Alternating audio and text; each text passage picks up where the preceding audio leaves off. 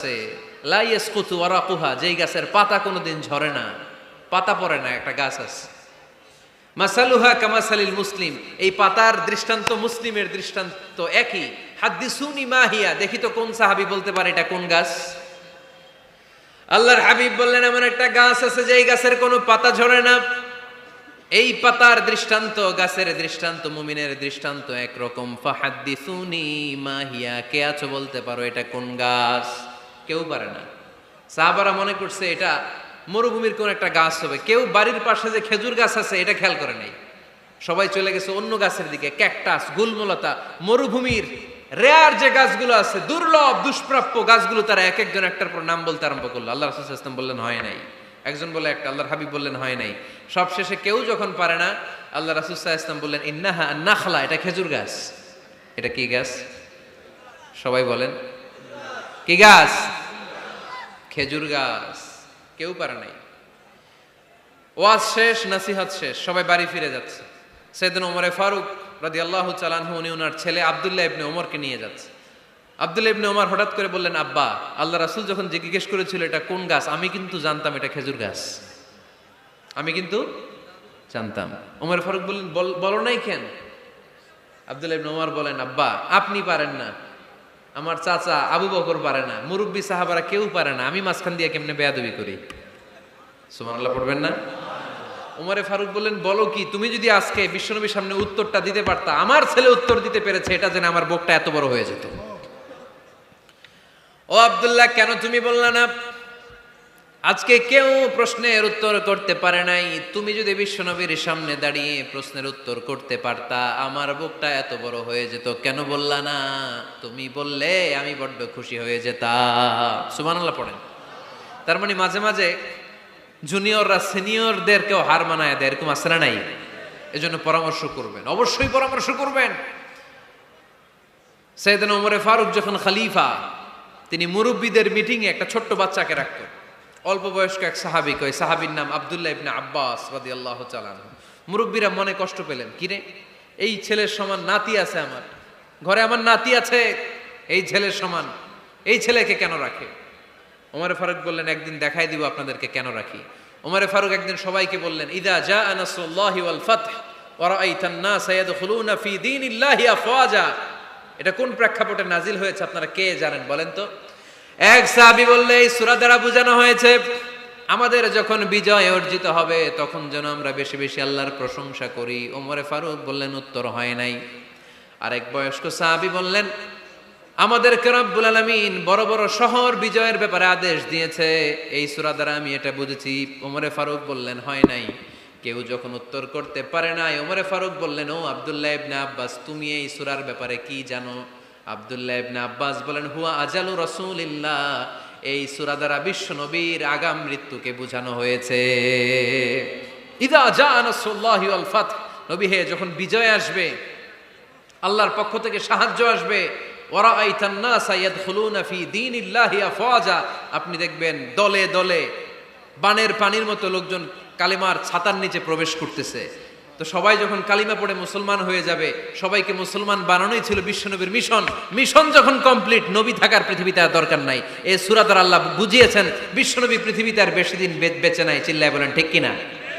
ওমর ফারুক ডেকে বললেন, আব্দুল্লাহ মারহাবা, মারহাবান বিকা ইয়া আব্দুল্লাহ ইবনে আব্বাস। ও আব্দুল্লাহ ইবনে আব্বাস, মাশাআল্লাহ তাবারাকাল্লাহ, কেউ সঠিক উত্তর না দিতে পারলেও তুমি সঠিক উত্তর দিয়েছো। তুমি এই সূরার ব্যাপারে যতটুকু জানো আমিও জানি ততটুকু, পড়েন সুবহানাল্লাহ। তুমি সঠিক উত্তর দিয়েছো। এই হাদিসগুলো প্রমাণ করে মাঝে মাঝে জুনিয়ররা সিনিয়রদেরকেও হারিয়ে দেয়। চিল্লায় বলেন ঠিক কিনা? এজন্য মাঝে মাঝে বাচ্চা ছেলেদেরও পরামর্শের দরকার আছে না নাই? ঘরে সুখ নাই, শান্তি নাই, কারণ পরামর্শ করেন না তো। আব্বা আম্মার পরামর্শ নেন, স্ত্রীদের পরামর্শ নেন, ছেলে মেয়েদের পরামর্শ নেন। গুরুত্বপূর্ণ সিদ্ধান্ত নেওয়ার আগে পরামর্শ করে সিদ্ধান্তগুলো নেওয়ার দরকার আছে না নাই? পরামর্শ করে ফ্যামিলি মিটিংয়ে যদি আমরা সিদ্ধান্ত নেই, ওই সিদ্ধান্তে বরকত দিবে কে? আওয়াজ করে বলেন, ওই ঘরটারে বরকতময় করে কে? কয়টা গেল?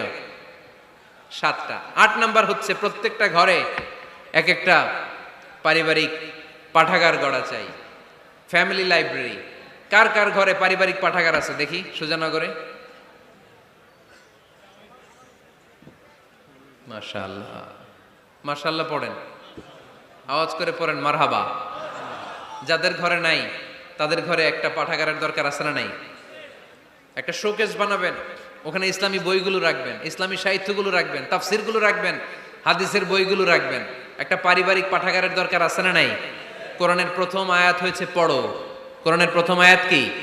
আল কোরআনের প্রথম বাণী পড়ো, আল হাদিসে নবীর কথা পড়ো। আল কোরআনের প্রথম বাণী পড়ো, আল হাদিসে নবীর কথা পড়ো। পড়ে পড়ে শেখো, শিখে শিখে তুমি তোমার নিজের জীবন গড়ো।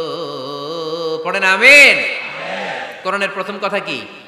ইকরা, পড়ো। কোরআনের প্রথম কথা কি? ইকরা বিসমি রাব্বিকাল্লাযী খালাক, খালাকাল ইনসানা মিন আলাক। ইকরা ওয়া রাব্বুকাল আকরাম আল্লাযী আল্লামা বিল কলম আল্লামাল ইনসানা মা লাম ইয়ালাম। পড়েন সুবহানাল্লাহ। পড়ো তোমার প্রভুর নামে যিনি তোমায় শিখিয়েছেন। Read in the name of your Lord who has created. পড়ো, পড়ার কোনো বিকল্প নাই, আপনার পড়তেই হবে। বেঁচে আছেন পড়েন, সুস্থ তো পড়েন, অসুস্থ পড়েন, মরে যাচ্ছেন তখনও পড়েন, পড়তে পড়তে মরেন। ও মিয়া, মরার সময় পড়ার দরকার আছে না নাই? মরার সময় পড়বেন লা ইলাহা ইল্লাল্লাহ মুহাম্মাদুর। এটা না পড়লে হবে? তার মানে মরার সময়ও পড়তে হবে। চিল্লায় বলেন ঠিক কিনা?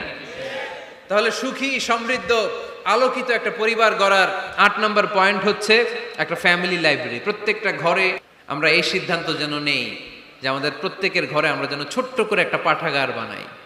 ওখানে যেন বিভিন্ন ধরনের বই, বিভিন্ন ধরনের বইয়ের কালেকশন রাখি। বই কিনুন, বই পড়ুন, প্রিয়জনকে বই উপহার দিন। বই কিনে কেউ কোনোদিন দেউলিয়া হয় নাই, ঠিক কিনা? পড়তে রাজি আছেন তো? এই যে কোরআনের বঙ্গানুবাদ পাওয়া যায় না এখন, কথা বলেন। স্মার্টফোন আছে কার কার দেখি? হ্যাঁ, কারা কারা স্মার্ট দেখি? হাজার হাজার স্মার্ট, মাশাআল্লাহ। এই স্মার্টফোনের ভেতরে আল কোরআন নামে বাংলায় কোরআনের একটা অ্যাপস পাওয়া যায়। কথা বলেন, পাওয়া যায় কি যায় না? আজকে থেকে এই অ্যাপসটা ডাউনলোড করে প্রতিদিন 1 আয়াত, 2 আয়াত, 3 আয়াত করে পড়া শুরু করে দেন। বাঁচতে হলে পড়তে হবে, বাঁচতে হলে জানতে হবে, ঠিক কিনা? এই স্লোগান আমাদেরকে শিখায়। এই স্লোগান তো আল্লাহ, এই স্লোগান দিয়েই তো আল্লাহ কোরআন শুরু করছে। ইকরা বিসমি রাব্বিকাল্লাযী খালাক। বাঁচতে হলে জানতে হবে, বাঁচতে হলে পড়তে হবে, পড়ার কোনো বিকল্প নাই। আওয়াজ করে বলেন ঠিক কিনা? সুজানগরের রায়েরা, মোবাইলের অ্যাপসের ভেতরে আমরা কোরআন রাখতে রাজি আছি তো সবাই? হাদিসের অ্যাপস ডাউনলোড করতে রাজি আছি তো? বাস রাজি আছি, ডাউনলোড করে রাইখা দেবো, আর কেউ পড়বো না নাকি? হ্যাঁ, প্রতিদিন একটা আয়াত হলেও যেন আমরা পড়ি। আল্লাহ যা বলা দরকার সব বলে দিয়ে গেছে, নতুন করে আর কিছু বলবে না। আমরা যেন পড়াশোনা করি, আমরা যেন একটা পাঠাগার বানাই। আবারও কখনো আসার সুযোগ হলে আমি জিজ্ঞেস করবো, যদি আমার মনে থাকে, যে আপনাদের পাঠাগার আছে কার কার ঘরে। সেদিন সবার হাত তুলতে হবে। এমনি পারা যাবে তো? আল্লাহ তুমি তৌফিক দাও। কয়টা গেল? 8টা। ঘরে সুখ শান্তি ফিরে আনার 9 নাম্বার খুব জরুরি একটা পয়েন্ট, সেটা হচ্ছে ফ্যামিলি মেম্বারসদের মধ্যে মিউচুয়াল রেসপেক্ট লাগবে, পারস্পরিক শ্রদ্ধাবোধ। কেউ কারো দোষ খোঁজা যাবে না, কিন্তু আমরা দোষ খোঁজায় ব্যস্ত, ঠিক কিনা? ইগো ইগো ইগো আমাদেরকে শেষ করে দিল। ইগো প্রবলেম আছে না নাই? বৌমা শাশুড়ির দোষ খোঁজে, শাশুড়ি দোষ খোঁজে বৌমার। এগুলো আমাদের এলাকায়, সুজানগরে নাই। হ্যাঁ, আছে আছে আছে। আহা, ফ্যামিলিটা জাহান্নামের টুকরা হয়ে গেছে। বউ শাশুড়ি দেখতে পারে না, শাশুড়ি বউ দেখতে পারে না, আছে না নাই? এর কারণটা কি শুনি বলেন? 3টা উত্তর নিব এখান থেকে। একজন বলেন যে বৌমা শাশুড়ির পিছনে লাগা থাকে, আর শাশুড়ি বৌমার পিছনে লাগা থাকে। বৌমা শাশুড়ির ছায়া দেখতে পারে না, শাশুড়ি বৌমার ছায়া দেখতে পারে না। কারণটা কি? একজন এদিকে আওয়াজ করে। আত্মসম্মানের কারণে। তার মানে ইগো ইগো প্রবলেম। এদিকে একজন। ইসলামের জ্ঞান নাই, মাশাআল্লাহ। আর এদিকে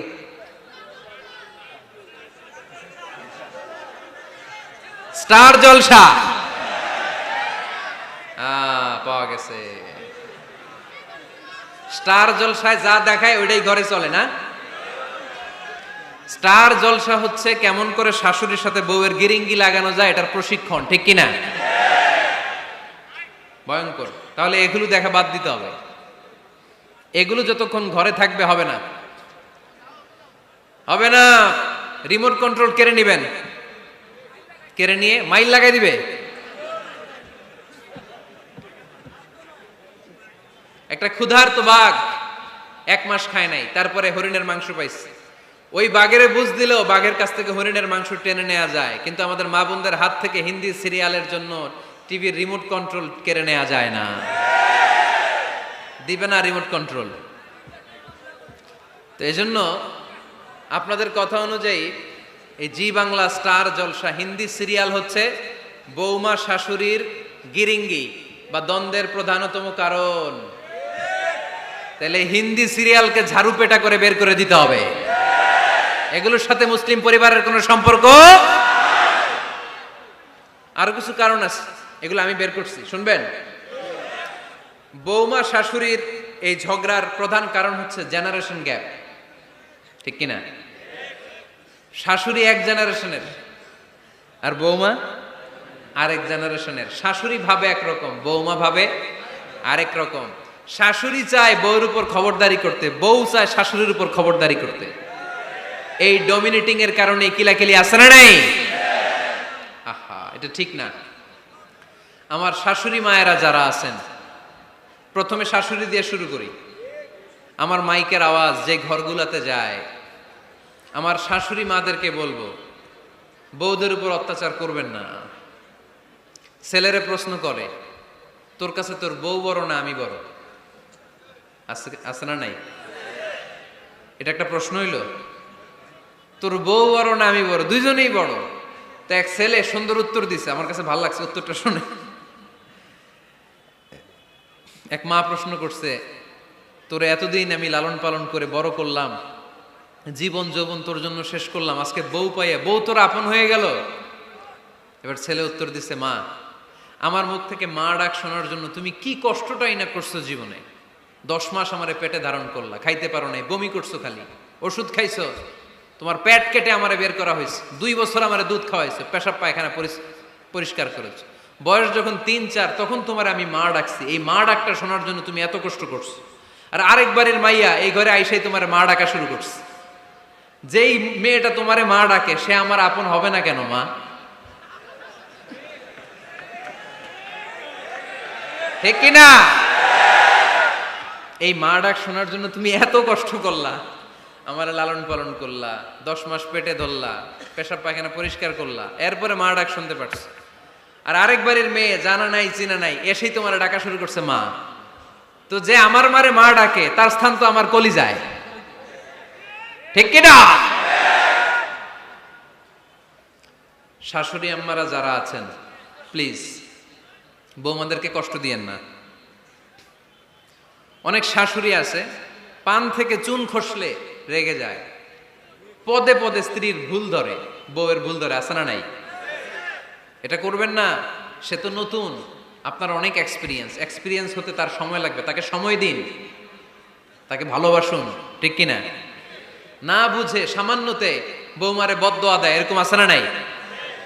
কিন্তু বুঝতে চায় না, বৌমারে যদি বদদোয়া দেয় তাহলে তার নিজ ছেলের পরিবারের ক্ষতি। পেটে ধরা যে ছেলে, ছেলের পরিবারের কিন্তু ক্ষতি, তার আপন নাতি নাতনিদেরই ক্ষতি। আওয়াজ করে বলেন ঠিক কিনা? বৌমাকে বদদোয়া দিয়েন না। বৌমাকে নিজের মেয়ের মতো দেখবেন। সমাধান আমি দিচ্ছি। কেমন দেখতে হবে? নিজের মেয়ের মতো। নিজের মেয়ে সকালে ঘুম থেকে ওঠে 11টা, ওইটা সমস্যা নাই। বৌমা কেন উঠলো না, ওইখানেই ঝামেলা, আছে না নাই? মেহেরবানি করে আপনার বৌমাকে আপনার নিজের মেয়ের মতো দেখেন। নিজের মেয়েরে যেমনি আদর করেন তাকেও অমনি আদর করেন। আপনার বৌমারে যদি আপনি কষ্ট দেন, মনে রাখবেন আপনার নিজের মেয়েটাও আরেক বাড়ির বউ হয়ে কয়েকদিন পরে যাবে। আপনি যা যা করবেন আপনার মেয়েকেও তারা ওই রকম কষ্ট দিয়ে বাড়িতে ফিরিয়ে দিবে। চিল্লায় বলেন ঠিক কিনা? খবরদার, টিট ফর ট্যাট। ইটটি মারলে পাটকেলটি খেতে হয়। এজন্য শাশুড়ি আম্মা জানারা যারা আছেন, বৌমার সাথে খারাপ আচরণ করবেন না মেহেরবানি করে। তাকে আপনি কষ্ট দিলে আপনার নিজের মেয়েটাও আরেক বাড়ির বৌমা হবে, সেও ওই বাড়িতে এই কষ্টগুলো ভোগ করবে। এগুলো যখন আপনি শুনবেন তখন আপনার চোখ দিয়ে পানি পড়বে কি পড়বে না? পড়বে। এবার আসেন বৌমার কথা বলি। বৌমা যারা আছেন মেহেরবানি করে, বৌমা যারা আছেন মেহেরবানি করে আপনার শাশুড়ি আম্মাকে নিজের মায়ের জায়গায় রাখবেন। আপনার বাড়ি ছেড়ে নতুন বাড়িতে আসছেন, তো এটাই তো আপনার বাড়ি। আপনার মা রেখে দিয়ে নতুন মা পাইছেন, এটাই তো আপনার মা। তো ওনাকে মায়ের জায়গায় বসাতে আপনার সমস্যাটা কোথায়? বৌমারা খেয়াল রাখবেন, আপনি আপনার শাশুড়ির সাথে যে আচরণটা করতেছেন, আপনার শেষ বয়সে আপনার ছেলের বিয়ে দেওয়ার পরে যেই বৌমাটা আসবে ওই আচরণই আপনাকে ফিরিয়ে দিবে। The nature has its own return. প্রকৃতির একটা মাইর আছে, এটা শেষ মাইর, এটা শেষ খেলা। প্রকৃতির খেলা বড় খেলা। আপনি আপনার শাশুড়ির সাথে যে আচরণ করবেন, আপনার শেষ বয়সে আপনিও একদিন শাশুড়ি হবেন, এটা মাথায় রাখবেন। ওই আচরণই আপনি ফিরে পাবেন। আওয়াজ করে বলতে হবে, ঠিক কিনা? এজন্য 9 নম্বর পয়েন্টস হচ্ছে মিউচুয়াল রেসপেক্ট। সবাই যেন সবাইকে ভালোবাসি। দোষ ছাড়া মানুষ নাই, সবার দোষ আছে। আমরা যেন একে অন্যের দোষ না খুঁজি। বৌমারা, আপনাদের কেন যদি আমার মাইকের আওয়াজ যায়, অল্প কিছু টেকনিক অবলম্বন করলে আপনি আপনার শাশুড়ির মন জয় করতে পারবেন। শাশুড়িরা আসলে বেশি কিছু চায় না, আগের জামানার মানুষ তো, এদেরকে ওইভাবে হাত করতে হবে। মাঝে মাঝে একটু শাশুড়ির মাথায় তেল দিয়ে দেন, চুলে তেল দিয়ে দিবেন আর কি, মাঝে মাঝে চুল আশ্রয় দিবেন, এগুলো কিন্তু খুব পছন্দ করে শাশুড়িরা। ওনার প্রেশারটা একটু মেপে দিবেন, ডায়াবেটিক্সের ওষুধটা খাইলেও কিনা সময় মতো খোঁজ নিবেন, কি পছন্দ করে খেতে একটু রান্না করে দিবেন। যেই বক্তার ওয়াজ শুনতে পছন্দ করে ওই বক্তার ওয়াজগুলো ডাউনলোড করে শাশুড়ি আম্মাকে দিবেন, ইসলামী বই দিবেন। দেখবেন বয়স্ক নারীরা মাহফিল যেতে খুব পছন্দ করে, ওয়াজ শুনতে খুব পছন্দ করে, নবীদের কাহিনীগুলো শুনতে পছন্দ করে। বসায় বসায় একটু কাহিনীগুলো শোনাবেন। বাইরে বেরোলে জিজ্ঞেস করেন, আম্মা আপনার কিছু লাগবে কিনা। আরেকটা টিপস আছে, চুল যখন আশ্রাবেন আর শাশুড়ির মাথায় যখন তেল দিয়ে দিবেন, তখন অতীতের কথা জিজ্ঞেস করেন। দেখবেন অতীতের স্মৃতিতে হারিয়ে গিয়েছে আপনার শাশুড়ি। কি জিজ্ঞেস করবেন জানেন? জিজ্ঞেস করবেন, আম্মা জান, মুক্তিযুদ্ধের সময় আপনার বয়স কত ছিল? ওই সময় মুক্তিযুদ্ধের সময় আপনাদের এলাকায় কি কি হয়েছিল মা? আরেকটা প্রশ্ন করবেন, মা বিয়ের সময় আপনি কেমন ছিলেন? ওই দিন দেখবেন বুড়ি আর বুড়ি নাই, জুয়ান হয়ে গেছে। ওই দিন বলবে, মা আমি অনেক সুন্দরী ছিলাম, আমার মাথায় অনেক চুল ছিল, আজকে নাই। আমগো গ্রামে আমার সাথে সুন্দরী মাইয়া ছিল না। অতীতের স্মৃতিতে, স্মৃতি হাতড়াতে হাতড়াতে তিনি হারিয়ে যাবেন। জিজ্ঞেস করবেন যে, মা শীতকালে আপনাদের দেশে কি পিঠা বানাতেন আপনি যখন ছোট ছিলেন? আপনার বাপ চাচারা কি করতো? এগুলো জিজ্ঞেস করলে উনি স্মৃতির পাতা হাতড়াতে হাতড়াতে চোখ দিয়ে দাঁড় দাঁড় করে ওনার পানি ঝরতে শুরু করবে। আপনার জায়গায়, ওনার হৃদয়ের মনি কোঠায় এমন জায়গায় পৌঁছবে, আপনার ছাড়া উনি কিছুই বুঝবে না। বৌমারা, এই অল্প কিছু টিপস অবলম্বন করে আপনারা আপনাদের শাশুড়ির মনকে জয় করতে পারেন। শাশুড়ি বৌমার দ্বন্দ্ব আমরা চাই না। আমরা চাই শাশুড়ি বৌমাকে নিজের মেয়ের মতো জানুক, আর বৌমা শাশুড়িকে আপন মায়ের মতো ভালোবাসুক, ঠিক কিনা? এই মিউচুয়াল রেসপেক্টই পারে শাশুড়ি বৌমার দ্বন্দ্বকে দূর করতে, আর ঘরটারে শান্তির টুকরা বানাতে। আওয়াজ করে বলেন, ঠিক কিনা? কয়টা গেল? আর আছে কয়টা? দোয়া করবেন একে অপরের জন্য। দোয়া, সাইয়েদনা ইব্রাহিম ফ্যামিলির জন্য দোয়া করতেন, রব্বি জাআলনি মুকিমাস সালাতি ওয়া মিন যুররিয়াতি রব্বানা ওয়া তাকাব্বাল দুআ। ও আল্লাহ, আপনি আমার নামাজ কায়েমকারী বানান, আমার কলিজার টুকরা সন্তান ইসমাইলকেও নামাজ কায়েমকারী বানান। আমার দোয়াটা আপনার দরবারে আপনি কবুল করে নেন। সুবহানাল্লাহ পড়েন। রব্বানা ইন্নী আসকানতু মিন যুররিয়াতি বিওয়াদিন গায়রি যী যারইন ইনদা বাইতিকাল মুহাররাম। ও আল্লাহ, আমার সন্তান সন্ততি, আমার ফ্যামিলিকে ধুধু মরুপ্রান্তর এই উপত্যকার মধ্যে তোমার কাবা ঘরের সামনে রেখে গেলাম, তাদেরকে তুমি নামাজ কায়েমকারী বানিয়ে দিও। গোটা বিশ্বের সব মানুষের অন্তর আমার ফ্যামিলির দিকে আল্লাহ তুমি ঝুঁকিয়ে দিও। ওয়ারযুকহুম মিনাস সামারাত, ফলমূল দিয়ে আল্লাহ তুমি তাদেরকে রিজিকের ব্যবস্থা করে দিও। তার মানে সব নবীরা তাদের পরিবারের সদস্যদের জন্য দোয়া করতেন কি করতেন না? আবার কোরআন আমাদেরকে শিখালো, রব্বানা هب لنا من أزواجنا ومن ذرياتنا قرة أعين وجعلنا للمتقين إماما ও আল্লাহ, এমন নেককার সন্তান, এমন নেককার স্ত্রী আপনি আমাকে দান করেন যাদের দিকে তাকালে আমার চোখ দুইটা ঠান্ডা হয়ে যায়। চক্ষু শীতলকারী স্ত্রী দেন। বিয়ে যাদের হয় নাই, ইয়াং ছেলেরা এই দোয়াটা করবা। বিয়ের জন্য দোয়ার দরকার আছে না নাই? প্রতিদিন এই দোয়া করবা, আল্লাহ এমন স্ত্রী দেন, এমন জীবন সঙ্গিনী আপনি আমাকে দেন, এমন লাইফ পার্টনার দেন যার দিকে তাকালে আমার চোখ জুড়িয়ে যায়। এমন সন্তান আল্লাহ আপনি আমার ফ্যামিলিতে দেন যাদের দিকে তাকালে আমার চোখ দুইটা ঠান্ডা হয়ে যায়। নেককার সন্তান, নেককার স্ত্রী আল্লাহর কাছে দোয়া করে চেয়ে নিতে হয়। তাহলে ফ্যামিলি মেম্বার একে অপরের জন্য দোয়ার দরকার আছে না নাই? বাবা দোয়া করবে ছেলের জন্য, ছেলে করবে বাবার জন্য, মা দোয়া করবে মেয়ের জন্য, মেয়ে করবে মায়ের জন্য, ভাই করবে বোনের জন্য, বোন করবে ভাইয়ের জন্য। দোয়ার দরকার আছে না নাই? দোয়া করবেন সবাই সবার জন্য। তাহলে সুখী পরিবারের ফর্মুলা, এই আলোচনায় আমরা 10টা পয়েন্ট শুনলাম। কয়টা? ভুলে গেছে। কয়টা? 1 নাম্বার কি ছিল? 1 নাম্বার কি ছিল? সালাম সালাম হাজার সালাম সকল শহীদ স্মরণে আমার হৃদয় রেখে যেতে চাই তাদের স্মৃতির চরণে। পড়েন আমিন। তাহলে ঘরে শান্তি আনার 1 নাম্বার মাধ্যম, আওয়াজ করে উত্তর দিতে হবে। 1 নাম্বার মাধ্যম কি? সালাম দিন, সালামতে থাকুন। জান্নাতি আমেজ যদি ঘরের মধ্যে পেতে চান, সালাম দিন। সালাম মানে শান্তি। সালাম দেই না, এজন্য ঘরে শান্তিও নাই। 1 নম্বরে সালাম। 2 নম্বরে হচ্ছে মূর্তি টুর্তি ছবি এগুলো টাঙিয়ে রাখা যাবে। হিন্দি সিরিয়াল, উলঙ্গ দৃশ্য এগুলো দেখা যাবে। তাহলে ঘরে শান্তি দিবে কে? 3 নাম্বার, ঘরে নামাজ পড়তে হবে মাঝে মাঝে। ফরজ নামাজ মসজিদে পড়ে ঘরে এসে সুন্নাহ নফলগুলো, অথবা তাহাজ্জুদের সময় জামাতে নামাজ। The family that prays together stays together. যে ফ্যামিলি একসাথে সালাত পড়ে ওই ফ্যামিলি ভাঙে না।